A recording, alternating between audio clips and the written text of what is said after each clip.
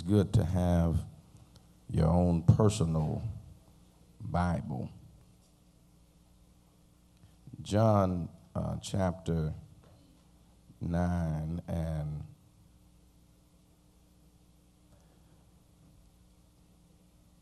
in verse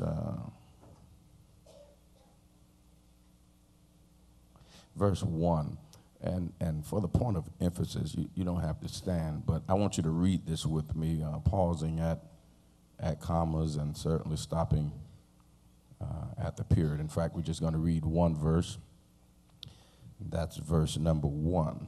John chapter 9 and 1. Read it with me. And Jesus passed by.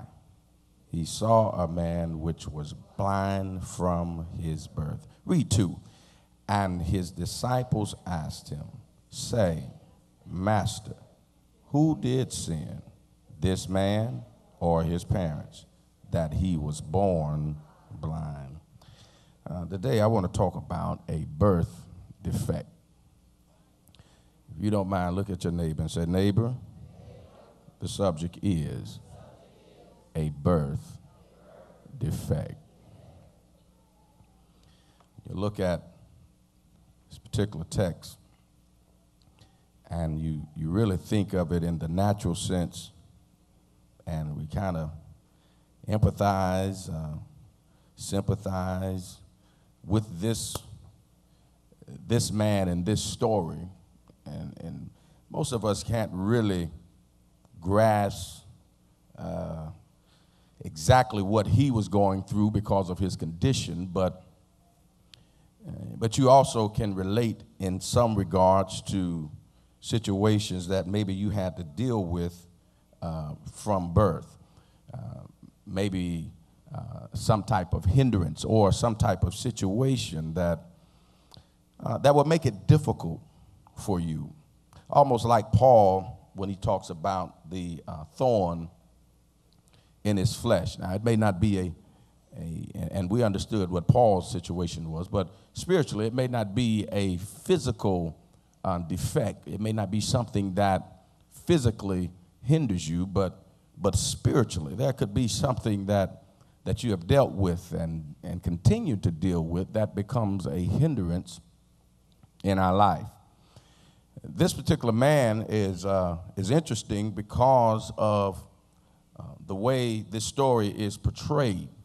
You and I both know, if you've read your Bibles, you do know that there were other blind men that Jesus healed. There were other people that Jesus did miracles for. This is not the only man that Jesus healed of blindness. In fact, flip to your Bibles in Mark, I believe it's chapter 10 and 46. Here's a one that's more of a popular story concerning blindness and being healed and delivered. And the reason that this one is a little more popular is because here a name is revealed. In John, there is no name. It's just talking about a man that's born blind. Here, he gives us a name in chapter 10 and verse 46. Says, and they came to Jericho. And as he went out of Jericho with his disciples and a great number of people, blind Bartimaeus, the son of Timaeus, sat by the highway side begging. Now, and you know Bartimaeus, he's been talked about in church for a long time.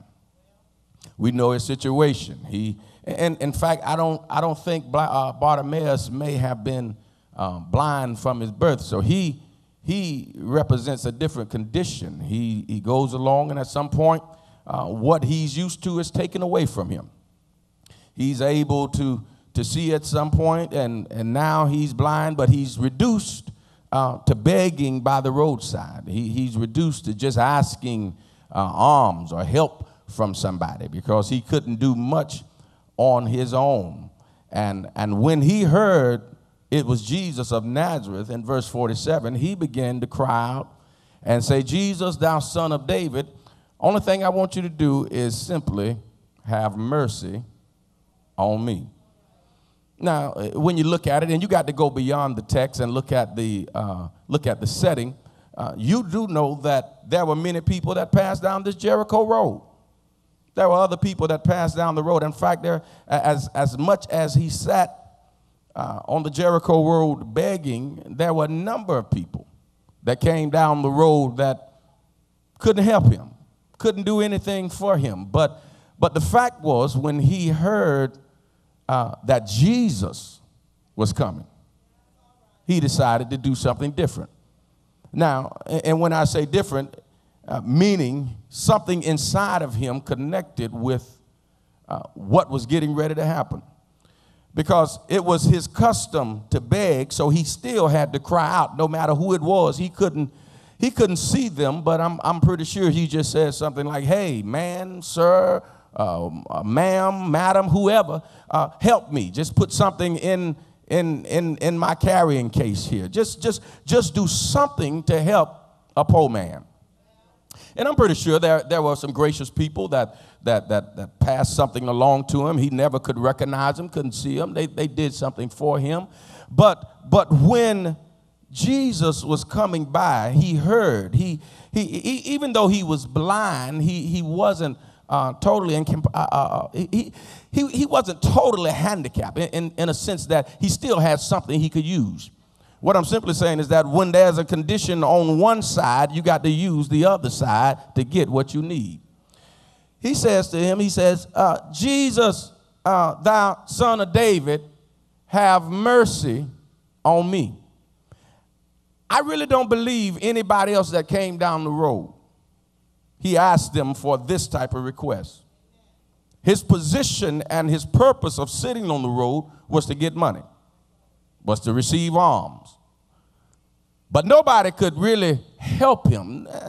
And beloved, it really gives us a good insight as to what or who Jesus really is. Now, when he thought of his need or his want, he thought of money. He thought of what he could use in life. But when he really thought of his being, of who he was, he thought of his condition, which simply tells me that money doesn't determine who you really are. Material gain, things in this life doesn't really determine who you are. That is not the fulfillment of your life. He asked everybody else, no doubt, for alms, for money, just so he can buy this and do this. But when Jesus came, he didn't ask Jesus for any money. He asked Jesus for mercy. What are you saying, Pastor? When you are in the house of God, it's not about God really paying our bills. It's not about God giving us enough money to buy Christmas gifts and not enough money to have a spread around Thanksgiving. But when we are in the house of God, the most important thing, and not only just in but out, but the most important thing is our soul. Now, I know you may not believe it, but a lot of people come to church just to get something to pay their bills. They want a quick miracle. They want a quick deliverance just so God can do this on tomorrow for them. And they forget about the real necessity, and that's soul salvation. That's the salvific experience. That's what God really wants to do. I don't come to church to dance and shout and to cry so God could feel sorry for me and pay my cable bill. I come so that God can look on me, and if he find anything that shouldn't be, take it out and straighten me.